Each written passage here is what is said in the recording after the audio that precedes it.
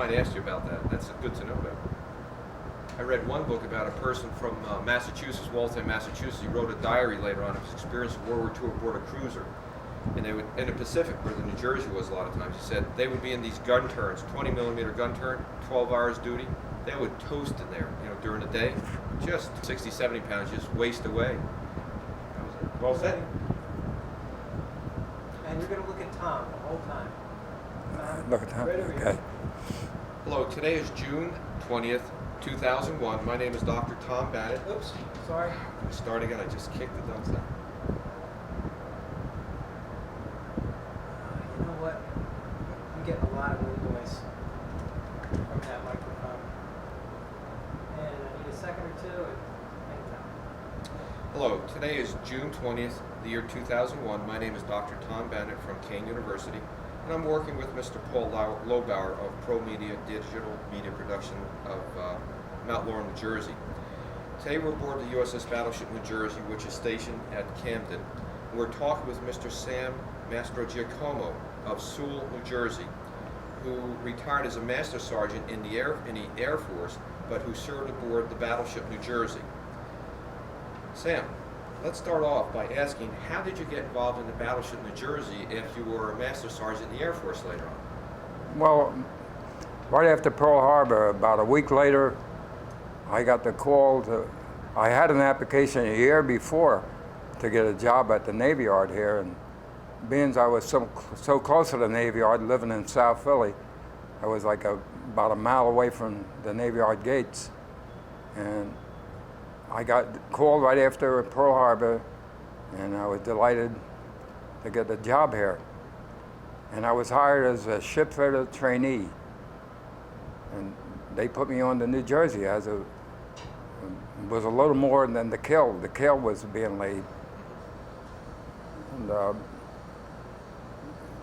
and I felt like, well, I'm doing something for the war effort, and I was happy about that.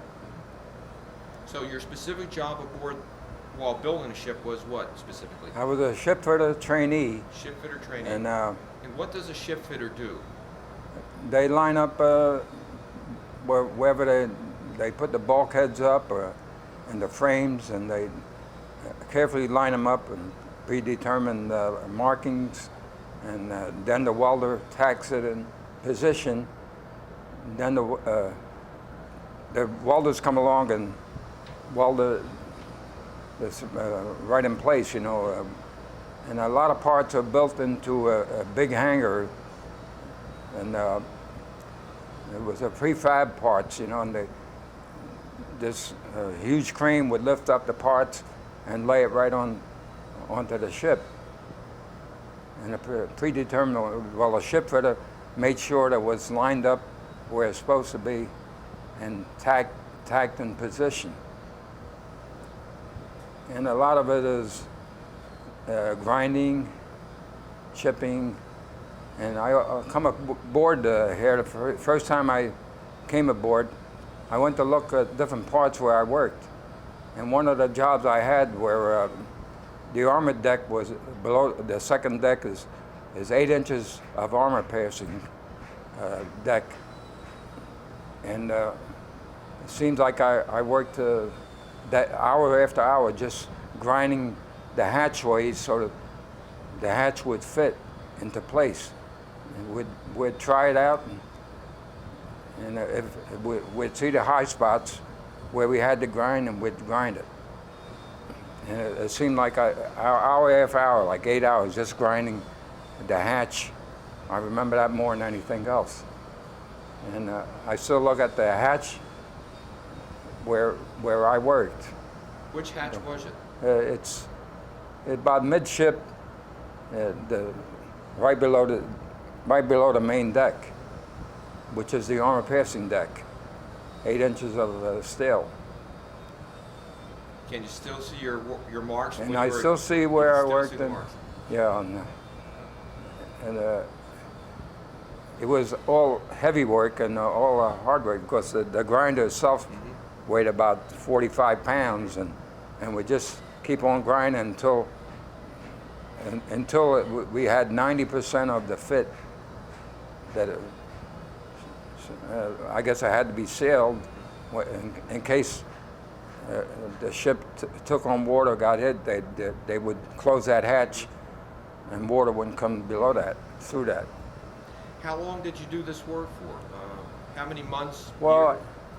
I did that, I was started right the week after Pearl Harbor, and I worked there till 42 of November. I went into the Air Force, and I went to the recruiting station in Center City, and I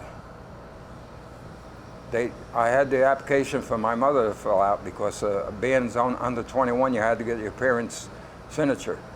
So somehow the officer, one of the officers, Navy officers on the ship, called me in, and he said, "I understand you want to go into the military." I said, "Yes, I feel like I want to do more. I want to do more than just build. I want to take part in it." He said, "You know, the ship is being made, and it's important that ships get built, and you got a deferment. You don't have to go into the service." I said, "No, let the older people do the work. I want to go where the action's going to be." And I enlisted in the Air Force. I always wanted to fly, and that's what I did. And you stayed in the Air Force for how many years? After World War II, I got in the reserves. Immediately after, when I got discharged, I got in the reserves, and I got called during the Korean War, but I didn't go to Korea. And then I got called during that Cuban crisis in active duty, and then I had a lot of short tours active duty. I was still in flying. This time I was a flight engineer. Before that, I was a bomber gunner in World War II. So I stayed in until '77. So It was a long career in the Air Force. yes. Let's move back to the battleship New Jersey.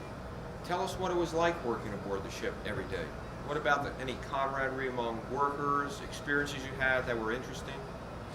Well, like there was a lady here right before me, and she said, and I agreed with her, that they didn't know she was a lady because with their coveralls on, and especially in winter, they had the heavy clothing on and the welding. She was a welder, and with the welding mask on and on the top of her head, people didn't care if she was a woman or not. They didn't even notice. And she was a welder, so. Did you know that there was women aboard working as welders at the time? Yeah, I did. I did, but we didn't have any what you would call sexy women, you know, because they were all workers. Mm-hmm. And so you very well might have run into Mabel McCrae, who was just speaking here several Yes. minutes ago. Very interesting. and What was the daily routine like aboard the ship while you're building it? it was a lot of waiting, you know. A lot of times they say, well, "Wait here. The section is being built, and in the shop is ready to come over. It should come over in an hour or so." And sometimes we would have to wait a half a day before the section came in.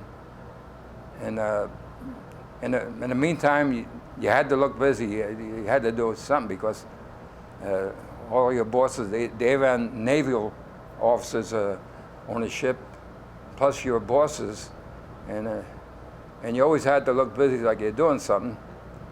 Even if you had to sweep the deck, take the dirt off the deck or something, and scoop it up in the pans. And I remember being so cold that in the winter time that you just seemed like the chill would come from the bottom of your feet and to your head. And then in the summertime it was worse because the deck would be so hot you could fry an egg on it. And everything you touched, baked in the sun, so it felt like it was as if it was come out of a grill. And as a welder in the summertime, you still had to wear the protective equipment over your face and over your body?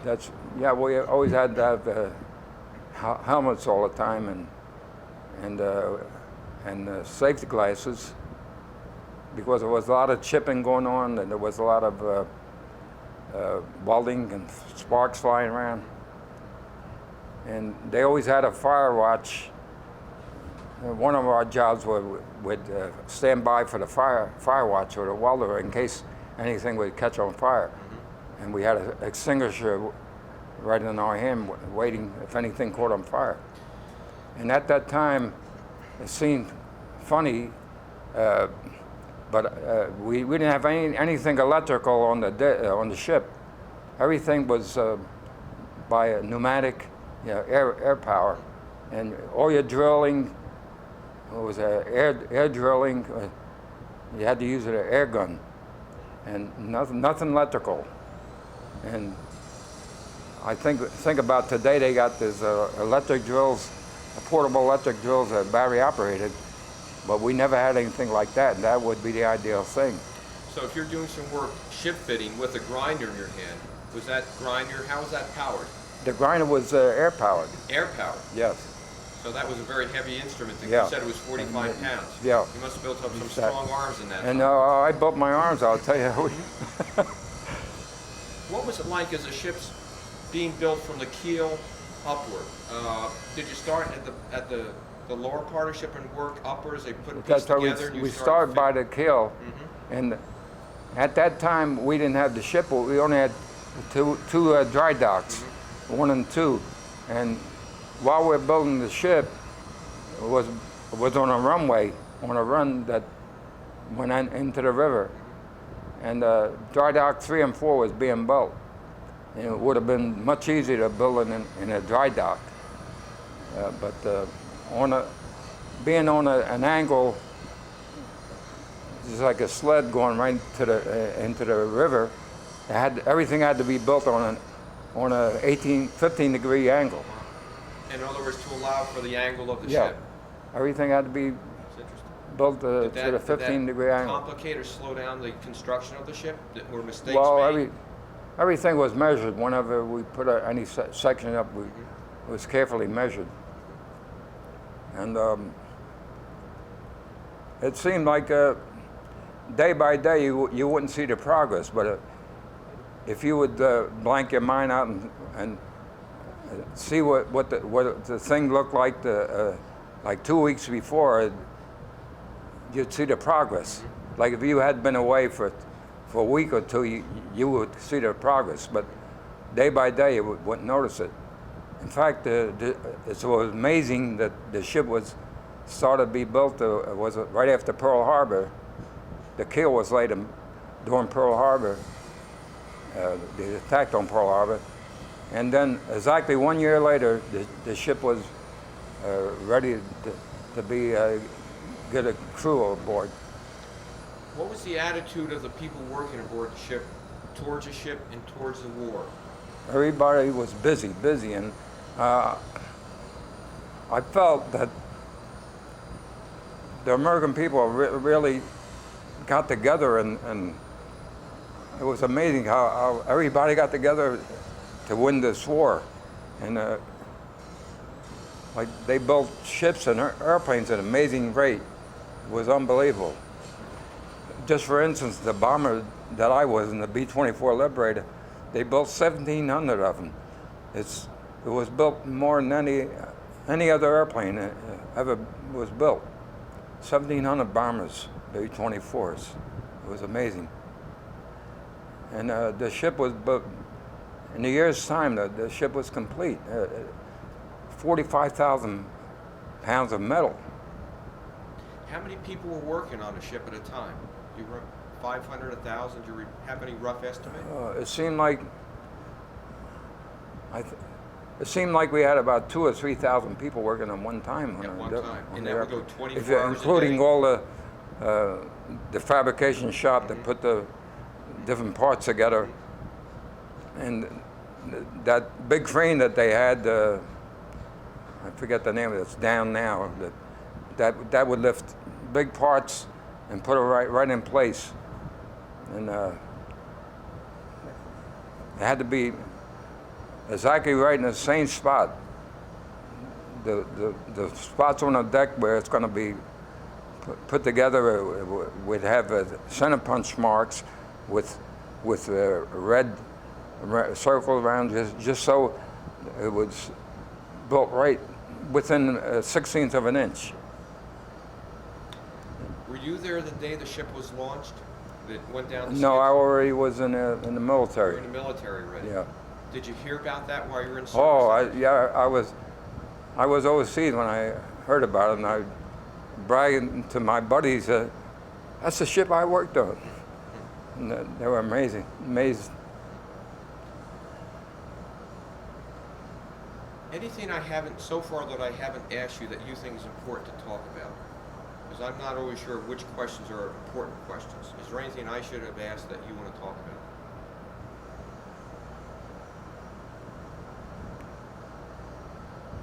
Well, I think the camaraderie to the people who worked on it, we're all busy, and the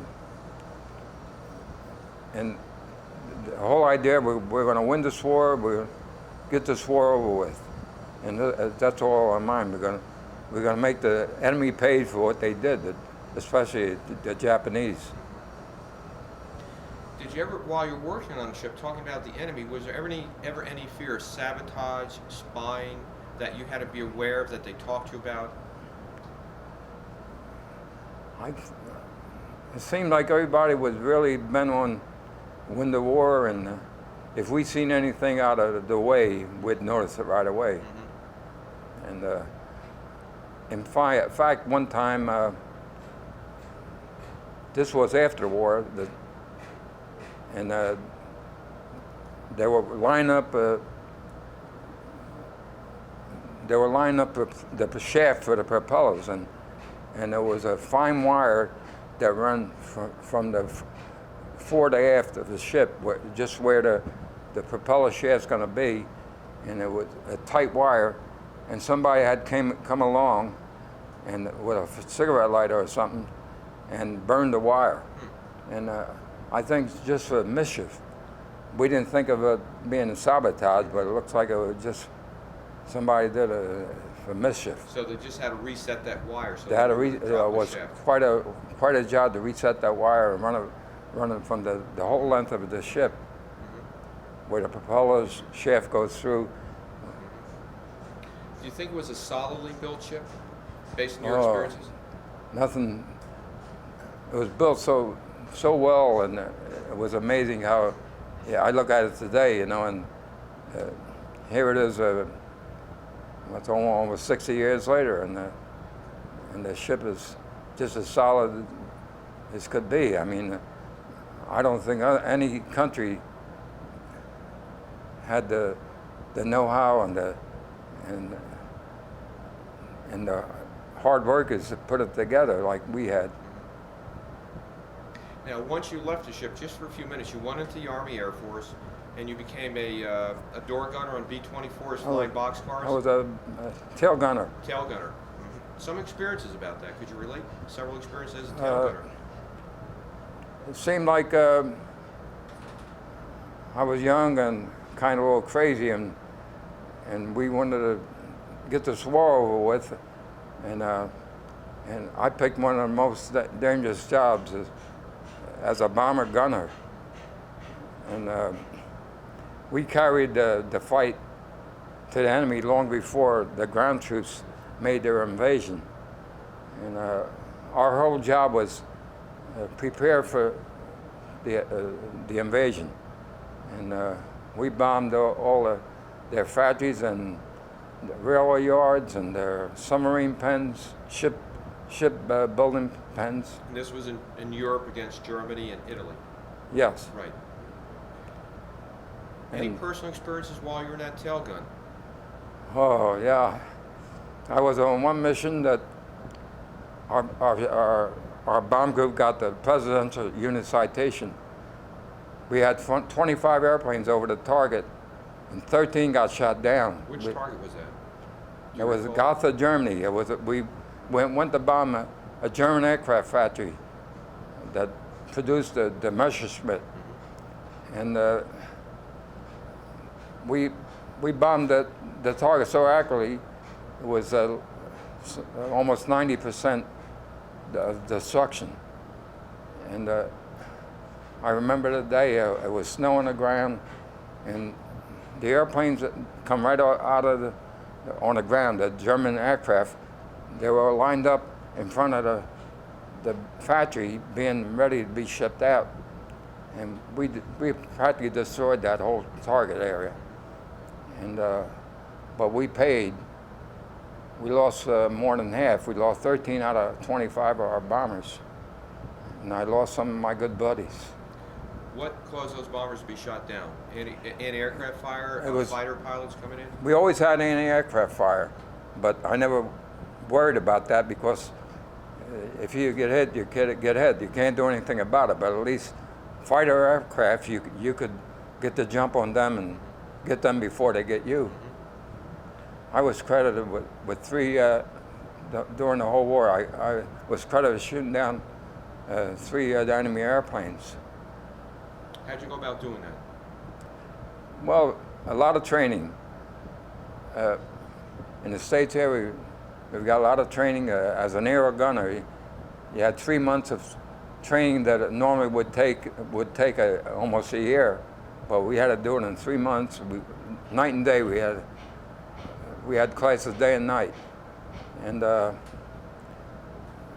before you even got on an airplane, you had all kind of guns you had to shoot. Anything from a BB gun to a 20 millimeter cannon. And you become so quick that it would be nothing for me to snatch a fly right out of the air. Your reflexes so fast. And for instance, when they had a screen that they put enemy aircraft on the screen, and you had to identify within a fifth of a second. And your mind becomes so sharp that, like I say, you can reach out and get a fly that's flying through the air. So if I can be a little more focused now, if you're actually in combat, how'd you actually shoot one of these airplanes down? Tell us about that. What's happening? Well, first, when you look, you're constantly looking for enemy aircraft, and what appears to be just a little dot or maybe the size of a bird flying by, as you keep your eye on it, it gets bigger and bigger. Then you identify as an enemy aircraft. And even before they ever got in range, I would give them a little blast, like a 3 rounds blast, just so they know I'm alive and I mean business. So they would get a little cautious too if they seen your guns were waving, and they certainly would know when a certain gun position wasn't moving, and they would come in and attack. But you would have to you got to know the range where you're going to fire, the bullet drop, and you got to give. If the airplanes are diving at you, you got to shoot in front of them, so you're going to hit them at the same time. You got to give it lead, just like shooting clay pigeons. And we got a lot of that in training. So, and you felt like you're part of a 10-man bomber crew, and you're not going to be the weak point, because if you fail your job, the whole bomber is going to go down. So you would fire a few rounds as aircraft is coming in on you, and then when it approached, you had what, 250 caliber machine guns? Yeah, I was in a tail turret, and I had Quad? 250 calibers, one on each side. Oh, and you had a gun sight, and you had to give it lead. And what's the effective range of the 50 caliber? About 1,100 yards. 1,100 yards. So about 1,100 yards, you start picking up the aircraft with your fire tracers. Well, the tracers were just to get your range. Sometimes you get fooled by the tracers because they're burning uneven, and they would. But we would use it just for range, and the tracers every fifth round as a tracer. So actually, like you can't go by the tracers because the tracers would burn uneven and they would tumble and fall and they would. But for range, that was good. So you pick them up at 1,100 yards, you just stay with the aircraft? Yeah, fire right rate? on them because. Constant burst Yeah. or 3-5 And if you round know burst? their nose is gonna point at you. That's where the business end is That's coming where the from. cannon is, the Yeah. aircraft, yeah. And the Germans, they believed in those 20 millimeter cannons, and they had 4 on the fighter craft, and we had 50 calibers, which was a little smaller, but pretty effective. So you got 3 of them, that's interesting. I did get 3 credit, yeah. And I might say that a lot of people say, well, you shot at it, you must have got him, but to shoot, when you shot at an airplane, and if you thought you got him, that wasn't enough. Somebody else in the crew had to confirm it. Or you had to see the pilot bail out or the plane go out of control. But a few airplanes I hit, and I seen pieces come off of it, like cowling, but I couldn't get credit for it because I didn't see the pilot bail out or flying out of control. So when you got credit for an airplane, you surely got it because you had to get it confirmed. Some planes had maybe 1 out of every 10 airplanes had a gun camera. When you shoot the guns, the camera would go off automatically, and that would show if you got a hit or not. But we only had them like maybe 1 out of every 10 airplanes had a gun camera. Of course, the fighter aircraft always had gun cameras on it. So you stayed in World War II until the very end then? Yeah, Till the I end did of say. 1945, August 45, the 1945, I did get out. Japanese. Then you got out and stayed in reserves. Yeah, I got in the reserves. How does this impact on you? Looking back at your work aboard the battleship New Jersey, where you started, and then working as a gunner aboard a B-24, what do you carry with you today? How does that affect you today, many years later? There's memories, son. Like that Gotha, especially that Gotha mission, it's embedded in my mind like as if it happened like last week or something. And something like that, when you lose your buddies. In 1948 by executive order, Mhm. and the battleship New Jersey had a first black officer in 1954.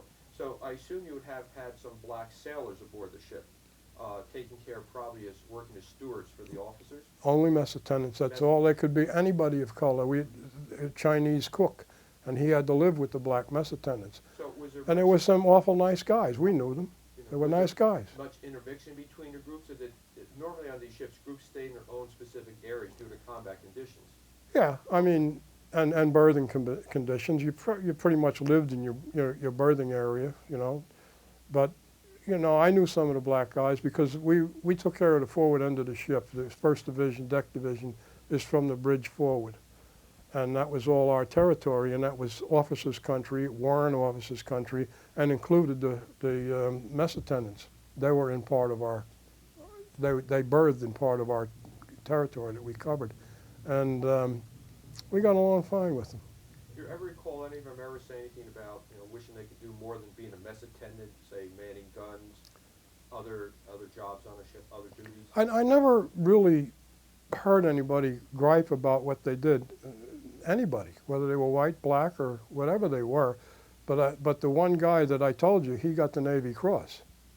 He was a black mess attendant. You didn't tell me about that. No, you didn't. Oh, I didn't. No, Oh, I no, told no. you about it. I think. Yeah.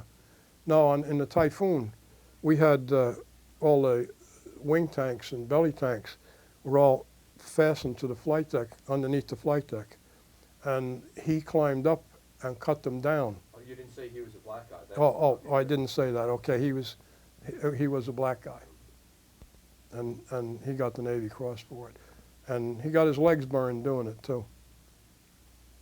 So I mean, we were all in it together. They did what they had to do, and they accepted it, and that's the way things were then. I don't think there was never any controversy between us. Now, is there anything else that you might want to say at this point, or? Yeah, there was also a former president of the United States on our ship. And he's the only president that was ever appointed president, Gerald Ford. Gerald Ford. Talk to me about Gerald Ford. He was a nice guy. He was a good guy to stay and watch with. He was a nicer officer than most officers are, including a Force colonel officers that's present. Including Air Force officers especially, perhaps, Yeah. that's in this compartment right now? Yeah. No, So- he was as good as he is. What was Gerald Ford like? His duties on the ship, and what He was a navigational officer, and they just took care of the navigating. And I stood bridge watches with him, and whenever we did, was nice because he was the only officer that would ever order coffee and sandwiches from the wardroom for everybody on the bridge, including enlisted men. So other officers would just order for Would themselves? just for themselves and the other officers, and we had to, drink the lousy coffee from the crew's mess. And did you get mid-rations sent up to you if it's at night or anything like that? Or? No, you just got coffee. But with him, you got it, Did he ever grilled talk to you about grilled it? cheese sandwiches and so forth. He never talked about that, but he was just like a regular guy. And we had an all-pro football player as a division officer also, and a Hall of Famer. Who's that? Joe Stidehar, played for the Chicago Bears. Also coached the Los Angeles Rams to 3 championships. He was a good guy too. He was too good. He made a big mistake with our division when he came on. What did he do wrong? He came down to the compartment and introduced himself. And he said, "And I'm Joe, just call me Joe." I'm thinking, man, you're making a big mistake here, pal. Enlisted men are not supposed to call officers Joe. And one day he was standing watch. He was on the quarterdeck, and of course the executive officer happened to be standing alongside of him. Guys are coming back from Liberty and they're half loaded, and they're not saluting the quarterdeck and asking permission to come aboard. What they're saying is, "Hi, Joe." I'd salute him and say, "Hi, Joe." Oh my God, did he get ripped apart. When he got off watch, he came down, and I told everybody, everybody, I was police petty officer at that time, and I said, "Everybody, stay in the compartment. Mr. Stidehar wants to talk to you." He came down, he says, "That's the end of the Joe stuff." Oh, he got laced out. He learned the hard way. You Oh can't yeah, do it. it was his own fault. I mean, but the guys should have used their heads, Not everybody did it, just a few of them, but it was enough for the exec, and the exec is hardly ever on the quarterdeck. And he just happened to be standing there. He learned his lesson. Mm. Well, Winsor, thank you so much for a fine interview. For the historical record, Winsor's walking around, talking with one of our docents, Bill Strupp, and Bill said, "You want to talk to this gentleman?" I said, "Sure, let's go for it." And so it turned into a real fine, almost 35-minute interview. Today I've been talking with Mr. Winsor Pardon of Southfields, New York, served aboard the USS Monterey, 1942 to 46, where as a bosun second. And today is November 10th, Veterans Day, 2006. Mhm. Thank you so much. Thank you for having me.